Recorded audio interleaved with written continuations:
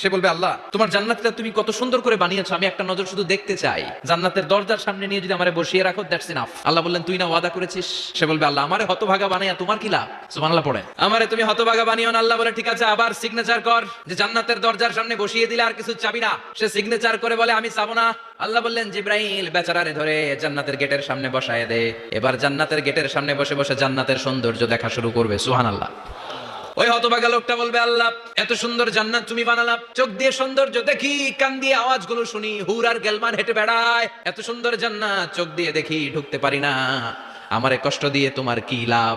ও আল্লাহ আমারে তুমি মাফ করে দাও, জান্নাতের চিপার মধ্যে এক কর্নারে তুমি একটু আমারে জায়গা করে দাও। আল্লাহ বলবেন ওয়াই হাক ইবনা আদম, তোর ধ্বংস হোক হে আদম জাত, মা আগদারাকা, তোর চেয়ে বড় গাদ্দার আমি আমার সৃষ্টিকুলে কাউরে দেখি নাই, কারণ তুই আমার সাথে চুক্তি করিস আর চুক্তি ভঙ্গ করিস। আল্লাহর রহমতের দরিয়ায় তখন জোশ খেলে যাবে, ওর আকুতি মিনতি চাহনি আল্লাহর